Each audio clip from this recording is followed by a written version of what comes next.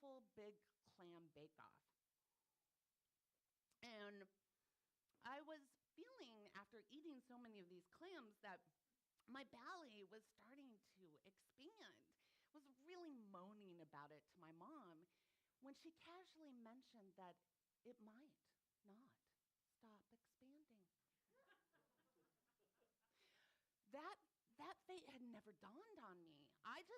I totally cared what my girlfriends thought about my body.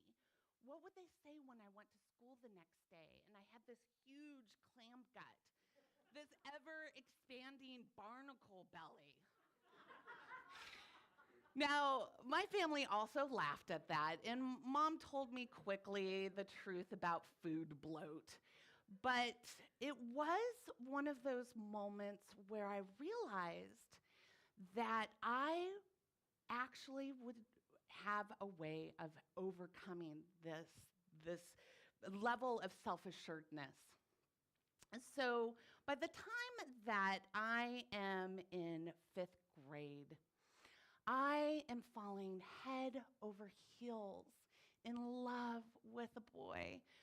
So it's 5th grade, so maybe it was head over jelly sandals. And his name was Kenny, and he was a redhead, and he had freckles, and his first name started with a K.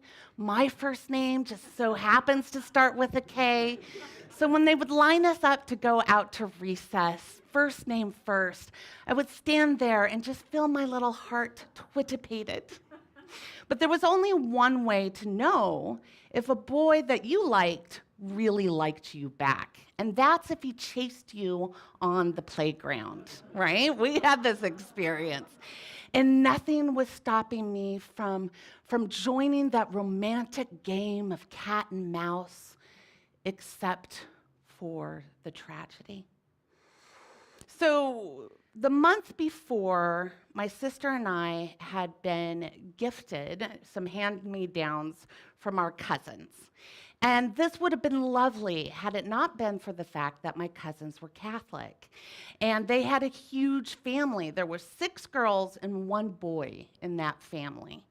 And so the girls would hand down an article of clothing from one sister to the next for years before these clothes became wildly out of fashion.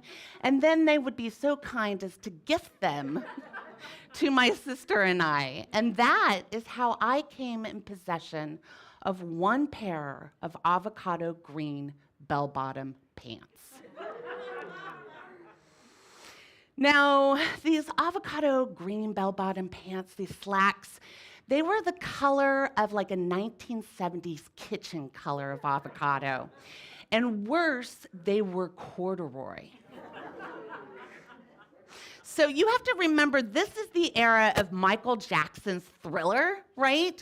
Where it was parachute pants with dozens of cool zippers. You know, only old men wore corduroy.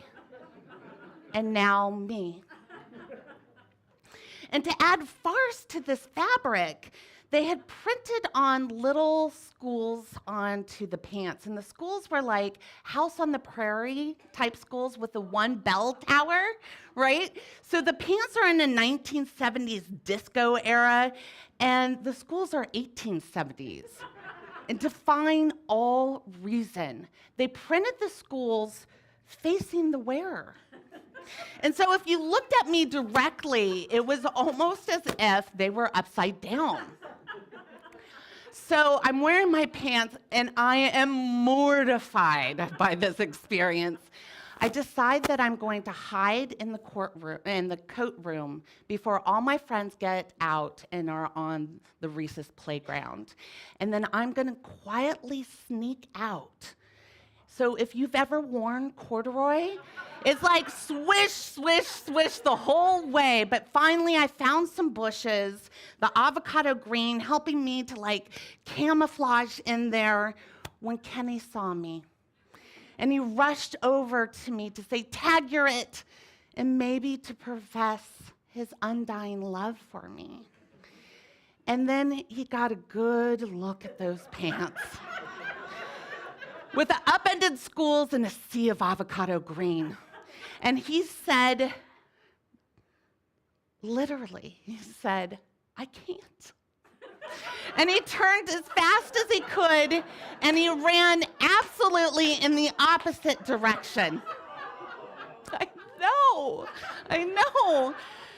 But I have to tell you guys, it is the last time I remember being truly embarrassed, is that my mom's exposure therapy had worked.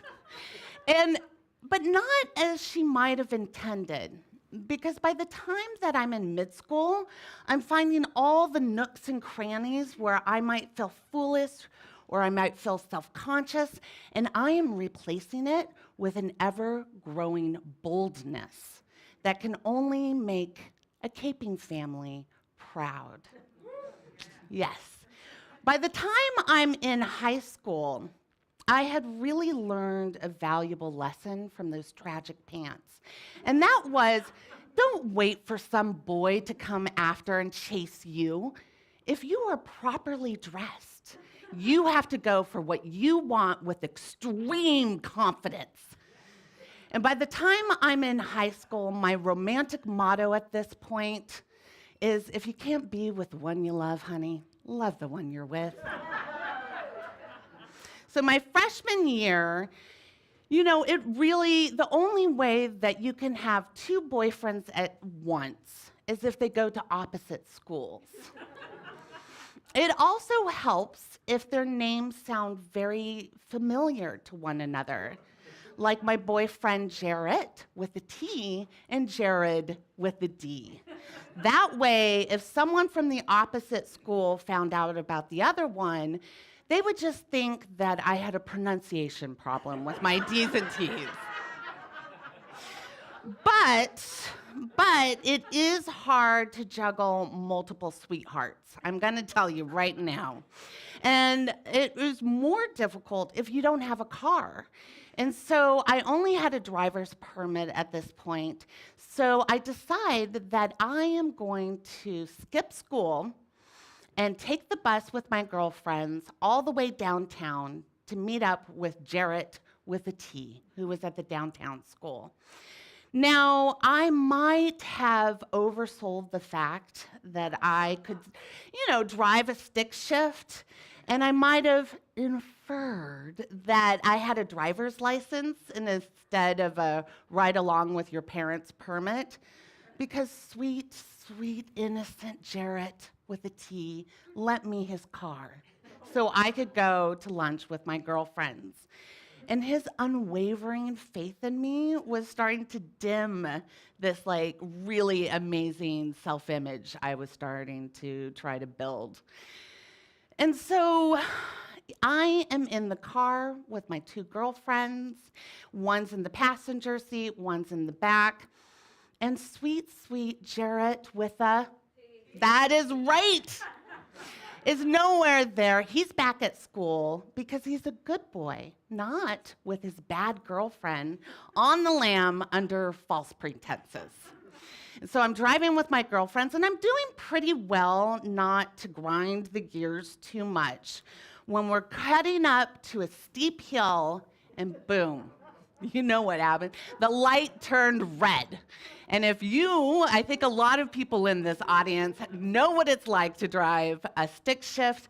I did not have the experience at that point to know how to pop it into gear without sliding all the way back into the cars behind me. And so the light turns green, the horns are blasting, my girlfriends are screaming, I feel sick to my stomach, and the only thing I know what to do is to gun it as hard as I can to get off this main street and get onto a side street. So I give it everything, 100% gas, I make that quick turn, and I run headfirst into a parked car. So thank God that no one was hurt, truly. But my memory starts to get really, really blurry right after the horrible sound of metal crashing on metal. I do remember, however, that Jarrett with a T broke up with me. Rightfully so. That was bad news for Jarrett with a T. And after all of the gossip had been swirling around in my own school, Jared with a D also broke up with me. And it was inexplicable to me that with all of this energy towards self-confidence, that I had missed this idea of taking it all a little bit too far. So after the Jared heartbreak, I had a lot of time to ponder because I wasn't going anywhere, much less with a sociable life or a romantic life. So in this time to ponder, I came up with this notion of moderation. Oh my God, it was crazy to me. Moderation, I had been driving so fast towards self-confidence, passing moderation in the lane beside me, that I had never looked in the rearview mirror to see self-control. So I am actually very, very grateful to my mother, because she knew to ground my ass to the ground when I took it too far. And she said, and I quote this exactly, "You are grounded for life." So if you would like to get a drink with me afterwards, we're gonna have to sneak out the back. Am I still grounded, Mom? Yeah, I know. I knew it. I knew it. Maybe next decade I will be ungrounded. But all joking aside, I really have so much gratitude for my mother for helping me transform embarrassment into self-assuredness, to helping me learn to transform, that sense of self-consciousness into self-confidence, and then grounding and rooting me when I was going to go too far. And she inadvertently gave me every single skill that I needed to get through adolescence in one piece, and definitely young love. It also so happens that being outgoing, self-assured, someone that never backs down from a challenge, is really a lovely skill set for a fabulous professional. So I don't know to this day if I will ever get that promotion. But if I do, I owe that woman right there a price of medium price champagne.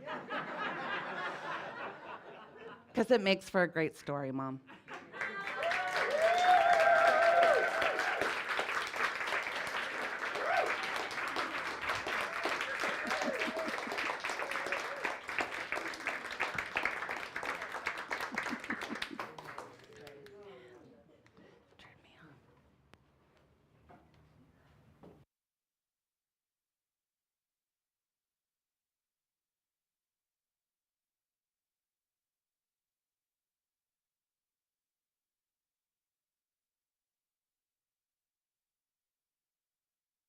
She is the wallflower of her family.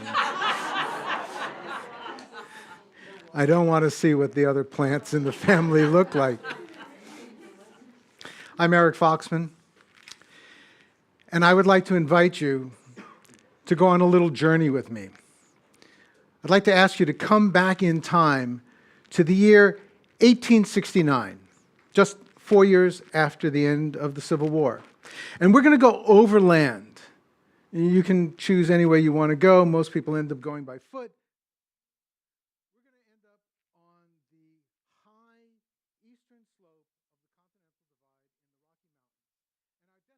Divide in the Rocky Mountains. And our destination is a mining district in the Wyoming Territory where gold has just been discovered. Now, that discovery is like a magnet. It attracts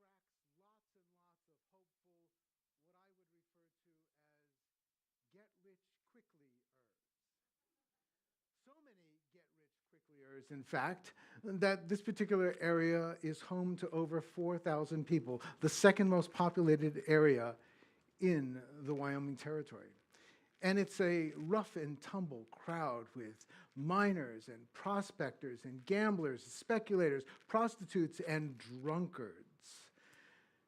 It's a mob of men, it's a smattering of women, and they are all self-assured pioneers, or at least most of them are. Some of them are just fools.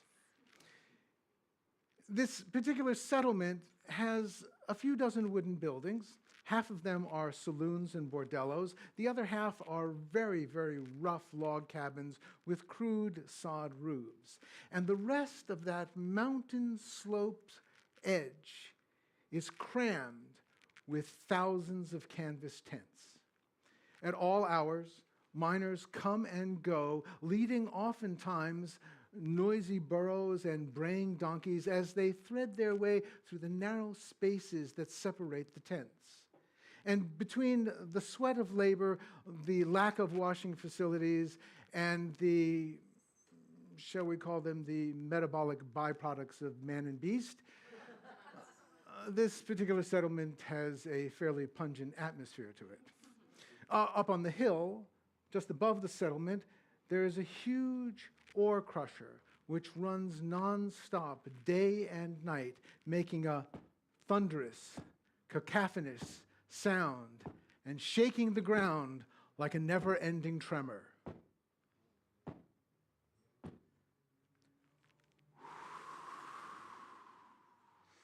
In the winter, the temperature drops below 0 degrees for weeks at a time, and the population plummets to just a few score people.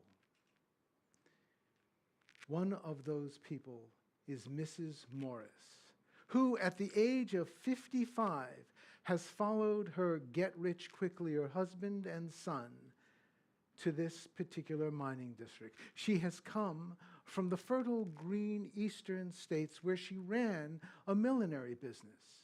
And here, now she has to survive in a dry, dusty, gray, rock-strewn, barren gulch. She brings with her no skills that are necessary in a mining district. But Mrs. Morris has character. And everyone that we meet tells us that she is capable, formidable, and fearless.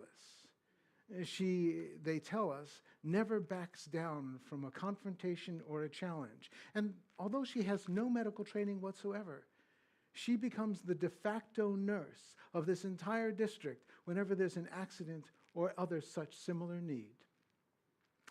We arrive in 1869, the first year that Mrs. Morris is there in this chaotic, disorganized melee of conflicting activities. And we watch her as she hosts an elegant, dignified East Coast tea party for a few dozen of the prominent men of the community, including the 2 local candidates for the legislature, which is in the process of writing the territorial constitution. At a quiet moment in the party, she shocks everyone and captures all of our attention when she asks the 2 candidates if they will introduce a clause into the Constitution which will give the women of Wyoming the right to vote. Mr. Bright, the Democratic candidate, knows Mrs. Morris as being responsible and competent. And he quickly says yes. After all, she has nursed his wife back to health after a particularly difficult childbirth. The Republican candidate, on the other hand, possibly feeling backed into a corner, somewhat reluctantly makes the same pledge. And while Mr. Bright is winning the campaign and the election, Mrs. Morris is talking with his wife about female suffrage.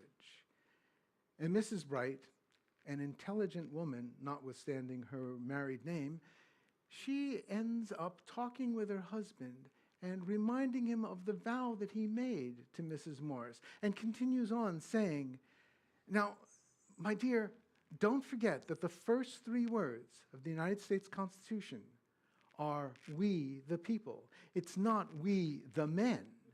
It's not a question of the rights of men versus the rights of women. It's a matter of the rights of everyone. And his response to her is to tell her that she is smarter than he and she would be better serving the entire territory in the legislature than he. And he promises that he will do everything he can to make it possible for her to vote. And now, all of us, we go across the territory to Cheyenne because we want to be there at the opening of the legislative session. And we notice that all of the people working there, all of the legislators, they're all from the Democratic Party. And they choose Mr. Bright to be one of the leaders of the two chambers.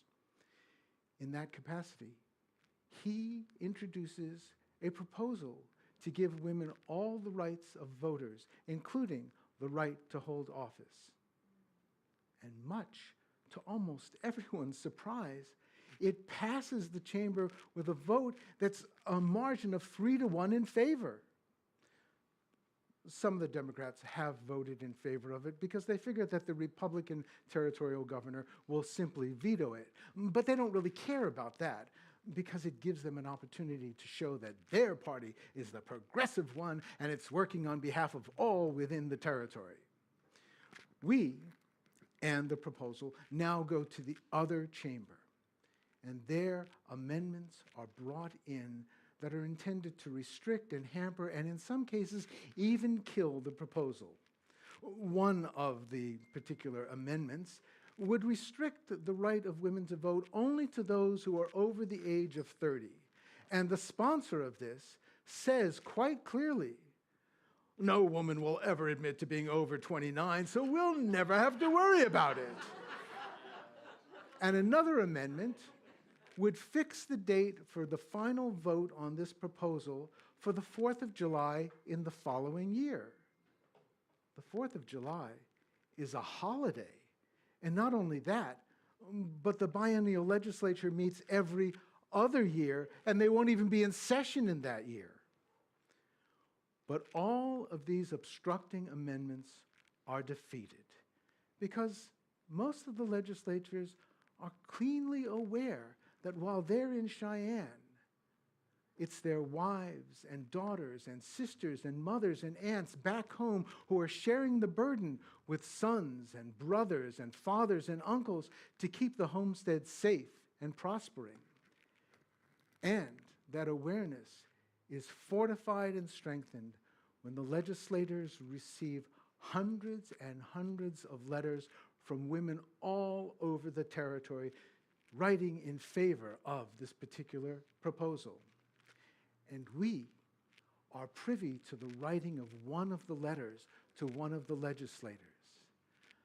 My dearest sweetheart, I miss you terribly while you are away, but that is not why I write to you today. I write to remind you that we walk on both feet. We work with both hands, the left and the right. And in the same way, we survive and succeed because in the end, women and men work equally side by side.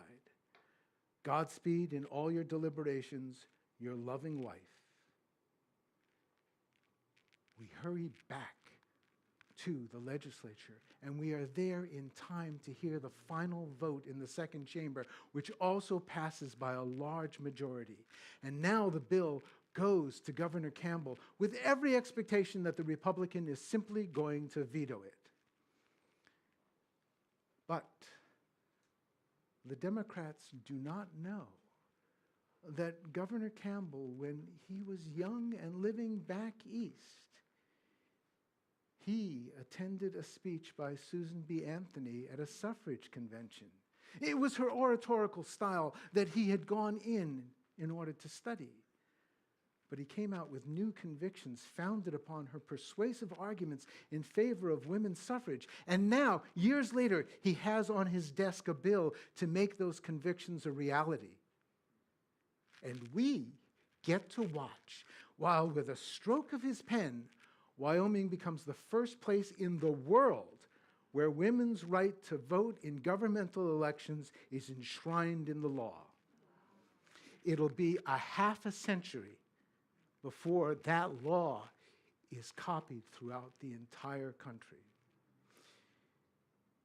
It is, of course, 2 years before the next elections in Wyoming and the opportunity for women to actually cast a vote.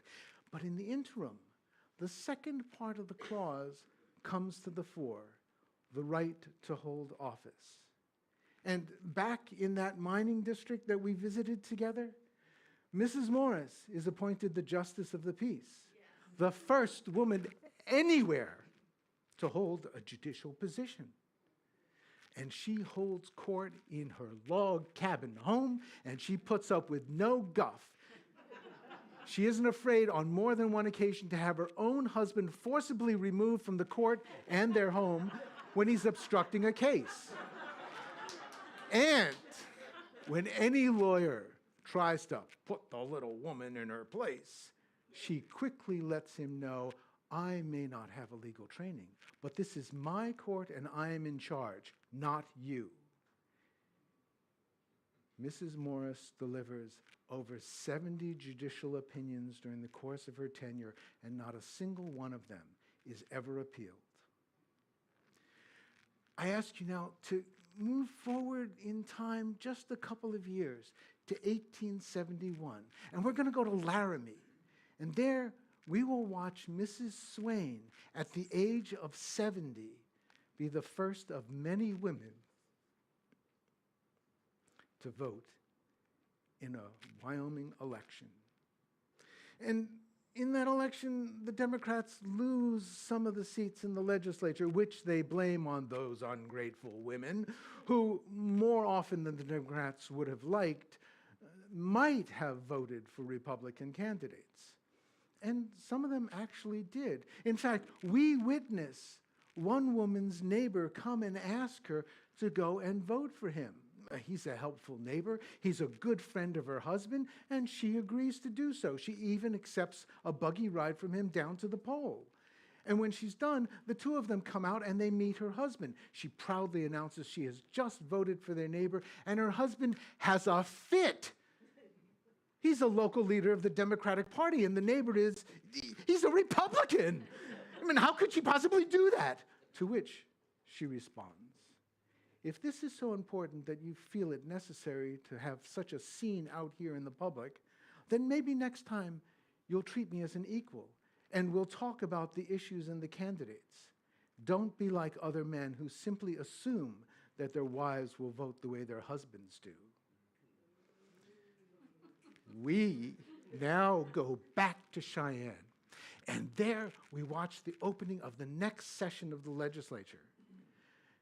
And almost right away, a bill is introduced to repeal women's suffrage. And sponsors give such convincing arguments as, a woman can't be engaged in politics without losing her virtue. Or the one that we hear when one of the legislators stands up on the legislative floor and proudly announces, no woman ain't got no right to serve on no jury unless she's a man. I see that you also appreciate the rare use of the quadruple negative. Nevertheless, the repeal bill does pass both chambers. But still holding the pen is Governor Campbell, who immediately vetoes it. And the women in Wyoming continue to have the right to vote. And it seems like the issue is now all settled and quiet and not to be discussed again. But I need to ask you to come forward in time almost a score of years to 1889. For all through Wyoming, the atmosphere is full of excitement and anticipation. It's at a fever pitch. It can hardly be contained because Wyoming territory has applied to become a state.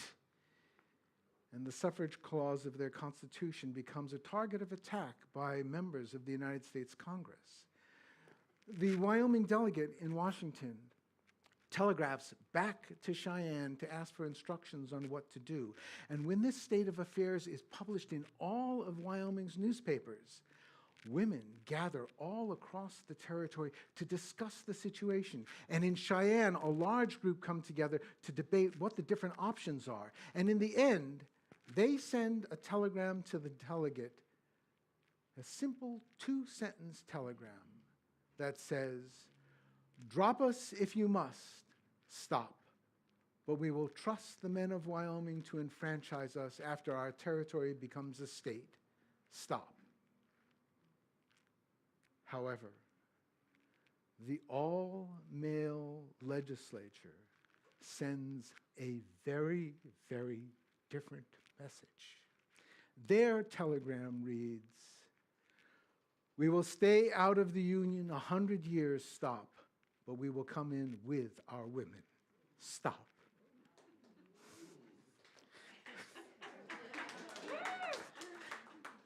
The United States Congress narrowly passes the Wyoming Statehood Act without any repeal of Wyoming women's right to vote. And Wyoming by now has become a nexus of a slow yet inexorable change. Every suffragette who stops there finds a warm and supportive welcome on her way to or from any of the Western territories. And things spread. It is 3 of Wyoming's neighboring states that are the next 3 to give women the right to vote: Utah, Colorado, and Idaho. And the first 9 states to enfranchise women are all Western states, and they all do that years before the 19th Amendment is passed and ratified. And now, I want to ask you to make one more journey through time with me. We will go to 1922, just a couple of years after universal suffrage has become the law of the land. And we're going to go to Cokeville, Wyoming. Cokeville? It's a little blink and you miss it kind of town in the southwest corner of the state. And in that year, this tiny nondescript town in the middle of nowhere is known all throughout the country and has been featured in every major newspaper and every minor newspaper also. Because in 1922, Cokeville elects the country's first female mayor, and she is accompanied by 2 newly elected town council women. And things spread.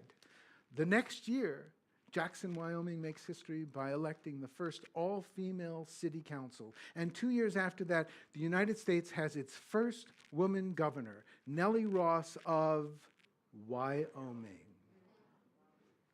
So, with all of that, I welcome you back to the here and now. And we'll go to intermission, but perhaps during that interval, you might want to raise a glass in a toast, silent or otherwise, to Wyoming.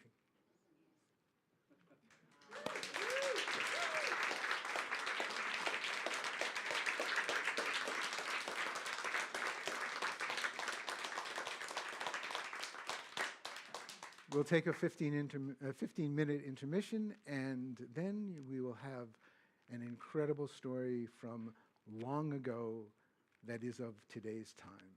Thank you.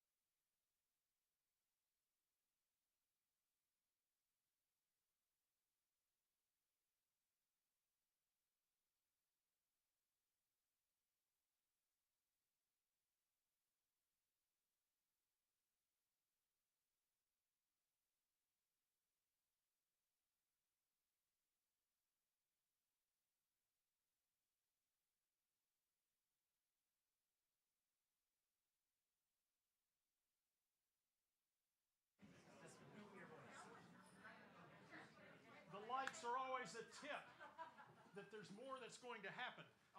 I promised you in the beginning that I was the housekeeping guy, so I've got a little bit of housekeeping to do. I think most of you know this, but if you don't, let me make sure at least somebody at home is going to hear me a little bit. We're not only live now, we're going to be live with swaps. The swaps are coming back to live. If you're familiar with them, you know it's just like a musician's jam. You're just together with your friends saying, hey, I'm kind of working on this. And they can listen and either tell you, that's great, keep going, or that was an interesting idea. So the swaps will resume, and in fact, they will be second Fridays, about 6 blocks that way at St. Philip Neri. It's a wonderful meeting space. There are acres of parking. Acres of parking. And a very comfortable, recently remodeled room. And Mike Deviney did the legwork to find that spot for us, and that's where the swaps will be. Second Fridays, it's at 16th and Division. Around 7 o'clock, we'll get started, and it'll go kind of as many stories as we got. So come and join us for the swaps. Try out your stuff. That's where the tellers come from for these shows. All right, I'm done with all my housekeeping stuff. And like I said, I was in the way before, and I got out of the way, and see what happened? Kriya came up here. So now I'm going to get out of the way, and it's going to get even better, because now it's Brian Rohr with our second half. Woo! Thank you, everyone. Hello, hello. It is good to be back. It really is. What a sweet thing to see all of you. Thank you for coming out. We had some amazing stories already. Hopefully this one will be interesting and fun as well.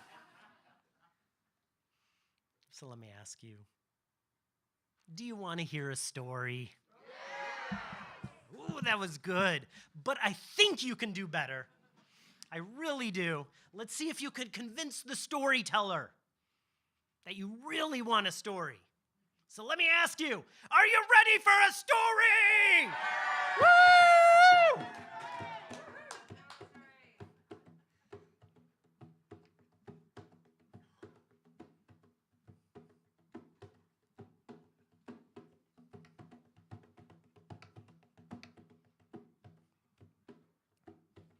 Well, it was a long time ago. Just outside of Inglewood Forest, where we see Arthur, king of the Britons, with his men hunting deer. They're dressed in their hunting outfits. They got their bows and arrows. When all of a sudden, out of the corner of his eye, Arthur sees a flash cut through their camp and enter into the forest. And he jumps on his horse and he starts to follow deep into the forest, yelling back, "This one is mine, you stay here," to his men. And he started to make chase. And he followed that deer, and it wasn't just any deer, no. This was a special one. It was one that they sometimes call the albino deer of the moonlight. It was pure white. And Arthur followed and followed and followed. And he was a good tracker. He was a good huntsman. But eventually, he lost track of that albino deer. And he found himself in a part of the forest, though he knew the forest well. He found himself in a part of the forest that he had never been in before.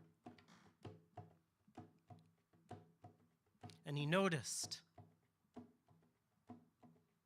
that this part of the forest was uniquely and particularly quiet.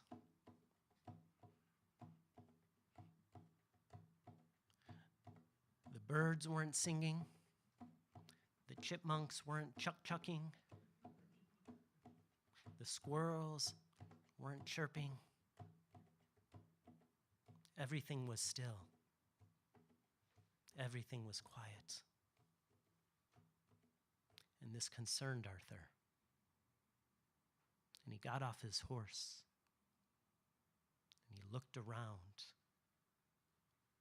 When all of a sudden he heard a sound. Arthur of the Britons! I've got you now, exactly where I want you. And out stepped a giant, enormous knight, clad in all black, with a double-headed axe, said, Arthur, your time is done. Breathe your last breath. And he raised the axe, and Arthur was like, wait a minute. Who are you? What is this about? And the knight said, I am Sir Gomer. Excuse me. He said, I am so Gromer, Jomer, Sewer. It was a mouthful for a second there. And I am the Lord of the forest. I am the Lord of the forest, and it has come to my attention that you have been selling or giving away parcels of this very forest, which is not yours to give. And so I have been waiting to find you in this very space right now to take your head off your shoulders. And Arthur looked at him. Sir Gromer, I respect what you are saying, and I hear what you are saying, but were you to take my head now, who could you show it to? What honor is there? I would not give you a fair fight. I'm in my hunting gear with a mere bow and arrow. This is not a fair fight.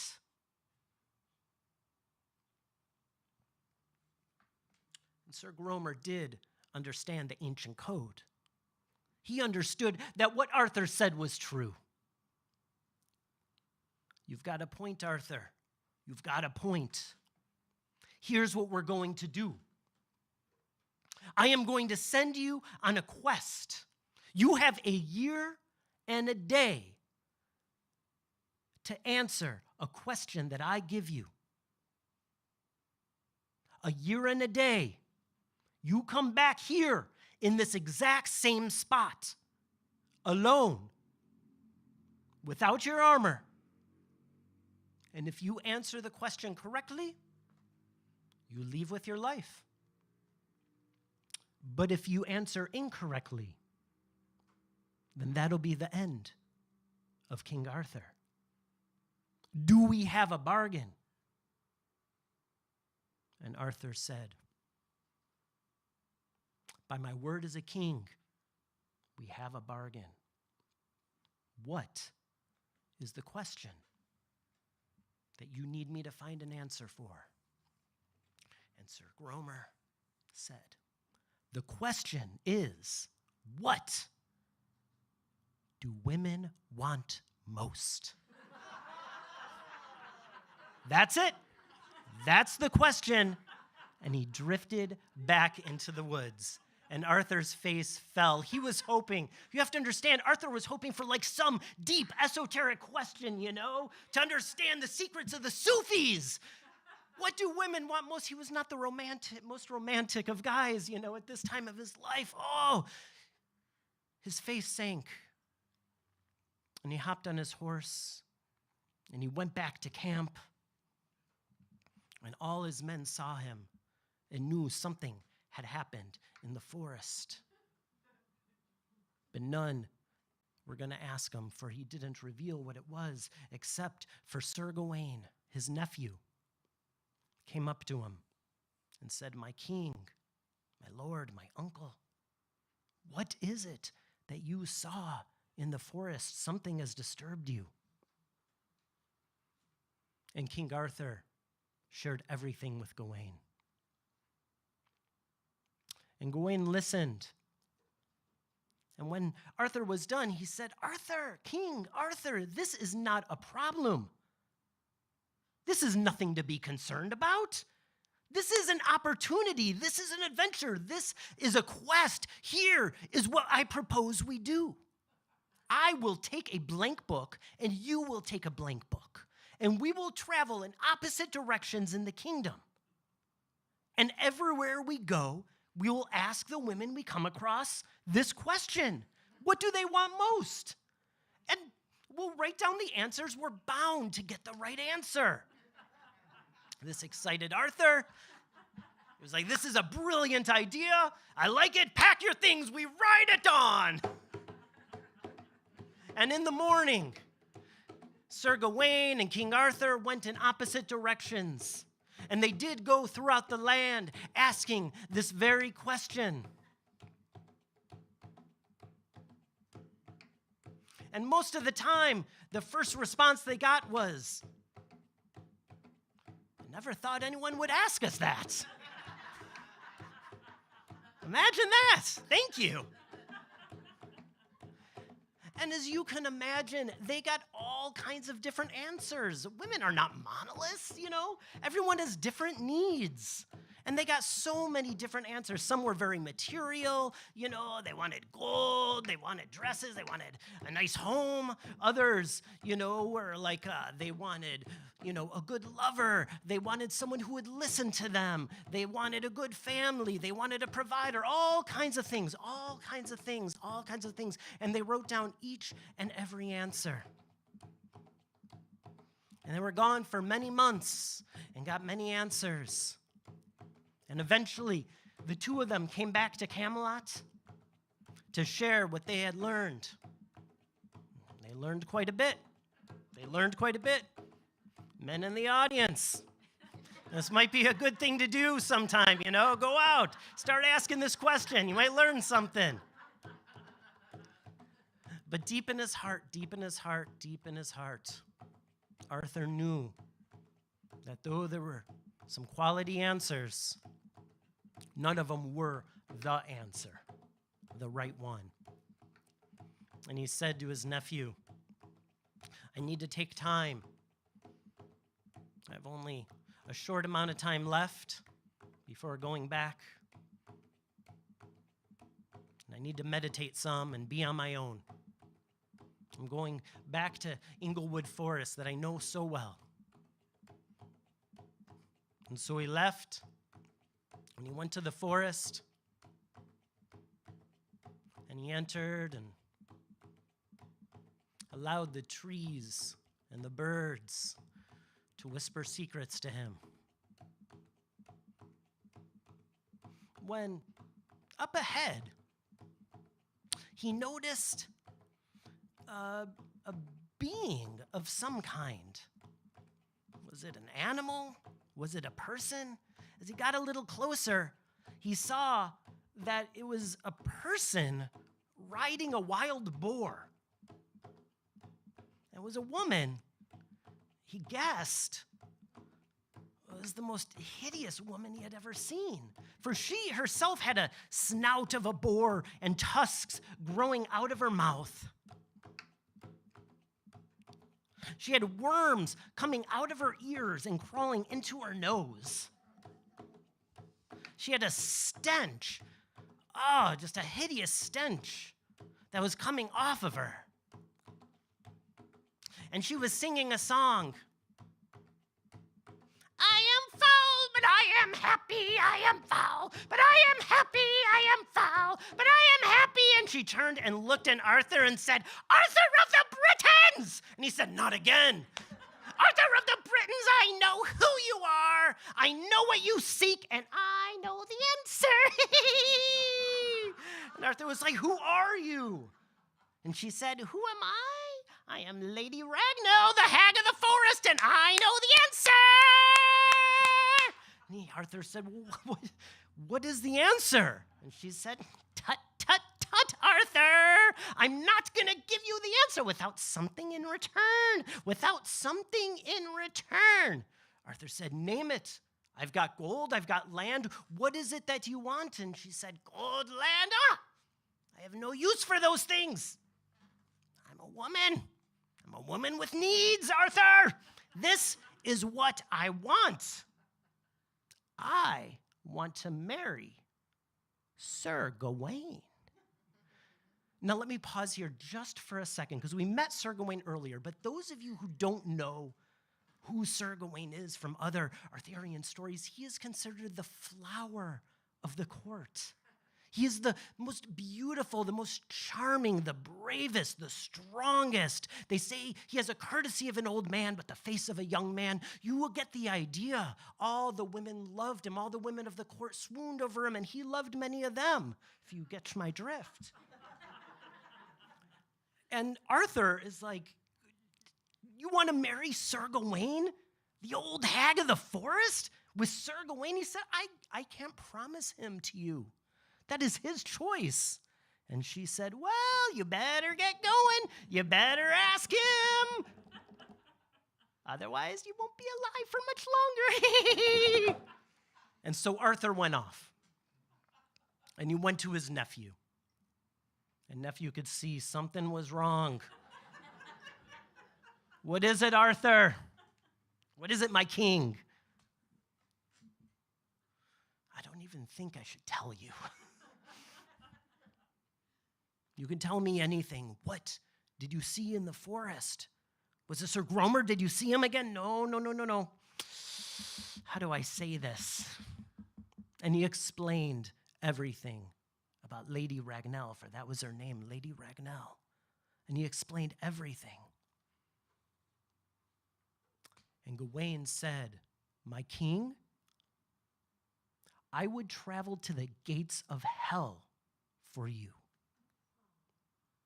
I would marry the most hideous being if it meant that it would save your life. Of course, I would do this for you.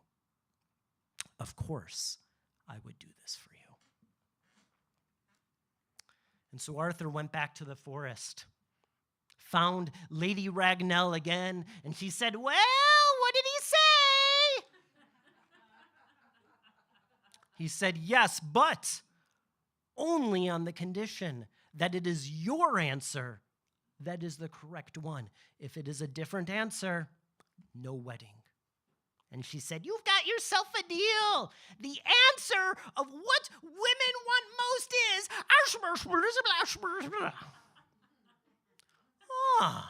said Arthur, I never would have thought of that. Yeah, that makes sense. That makes sense. Well, Arthur left that forest with the answer, knowing in his heart that this was the right one. And a short time after that, he returned to the forest once again, this time going back to where he first met that giant knight who was waiting for him. Arthur! Arthur, have you succeeded in your quest of the question, what women want most? And Arthur said, well, I've got these two books. Let's go through them and see if we got the answer. And when they went through it one by one, each time, nope. Until they got to the very end. That last one in the book. And Sir Gromer said, that is not the right one. It is time for you to say goodbye to this world, Arthur. And he raised his axe, and Arthur said, wait. There is one more. There is one more answer that I have for you. And Sir Gromer said, make it quick. This is the last one. Nothing more, no more delay. And Arthur said, the answer is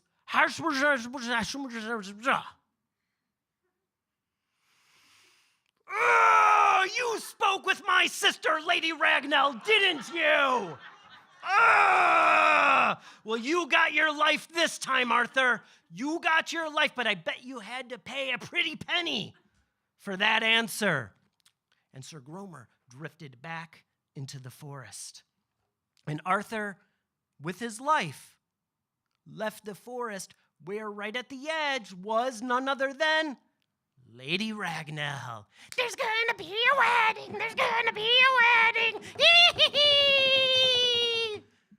And the two of them rode back to Camelot together.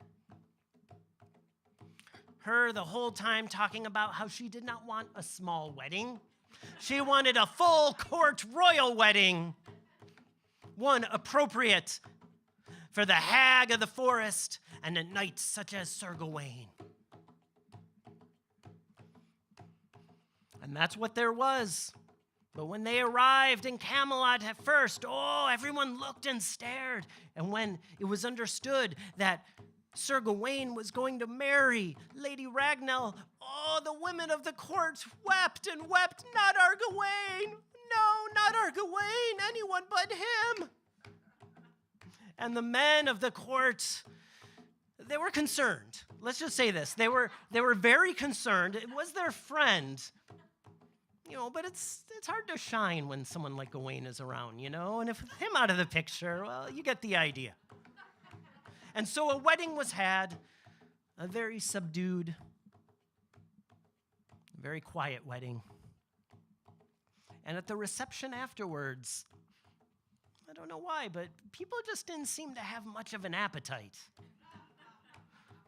Except for Lady Ragnell, of course, who finished off a whole roasted cow, a whole roasted pig, including the apple, chickens galore, little fingerling potatoes. All this stuff was like dripping down her face, and she was just making a huge mess. Carcasses were everywhere surrounding her.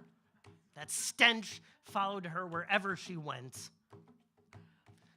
And eventually she said to her new husband, "Oh, Gawain, it is time for us to go to the wedding chamber. Let us go." And they went. And he followed. And they went into the wedding chamber. And she laid down on the bed, lit a candle, opened her arms, and said, "Give me a kiss." And Gawain, to his credit, recognize for good or bad, she was his wife.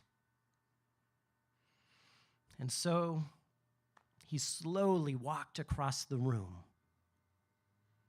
Very slowly walked across the room. Leaned in. The stench was just filling his nose. So he held his breath, went down to kiss that tusks and the cracked lips. And just a moment before the lips touched, that stench was replaced with the smell of apple blossoms. And when his lips touched another pair of lips, he didn't find them cracked and hideous, but full and voluptuous and with longing and delicious. And he opened his eyes and he saw lying there the most beautiful woman that he would ever see in his life. And he said, "Who are you? Where's Lady Ragnell? Where's my wife?" And she said, Gawain, I am Lady Ragnell. And because you married me and kissed me from your own free will, how I was in the forest has been transformed into how you see me now, part of the time. Part of the time. You see, half the time I can be like this, and half the time I can be Lady Ragnell, the hideous hag of the forest. So I could either be my hideous self during the day, but in the lover's chamber, I'm as you see me now at night, or during the day, I can be as you see me now, and at night, I'm the old hag of the forest in the lover's bed. Which do you choose, Gawain? What do you choose? And he stared off in the distance, and he thought for a moment, and he looked at his wife, and he said, if you were to be your hideous self during the day, you would be an outcast in the court. And were you to be your hideous self at night, I would be repulsed by you, whether I wanted to or not. The burden and the pain is not mine. It is yours. So you get to choose. You choose what you want. And with those words, a gust of wind came through the room, blew out a candle, and Lady Ragnell stood up and said, sovereignty offered, sovereignty received, and sovereignty given back. This, Gawain, is what women want most, is sovereignty. And because you gave me sovereignty, I will now be as I am all the time. The spell is broken. The chains are off. The chains are off. The chains are off. And the two of them embraced in a lover's kiss like none other that had been seen before or experienced before. And they got to know each other a little more in that lover's bed. And they say that the two of them fell so deeply in love and had a good long life. But others say that it wasn't long after that tragedy occurred. But I'm going to say, let's just leave them there. Just for now. In that bed, getting to know each other as husband and wife. And for this storyteller here at this moment, that is all I know. Thank you so much.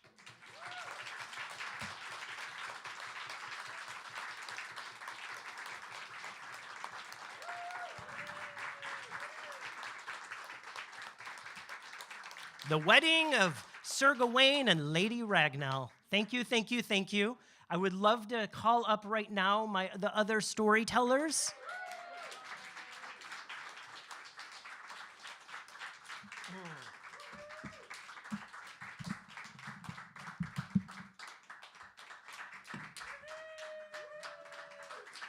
Thank you, everyone, for coming. This has been a wonderful night.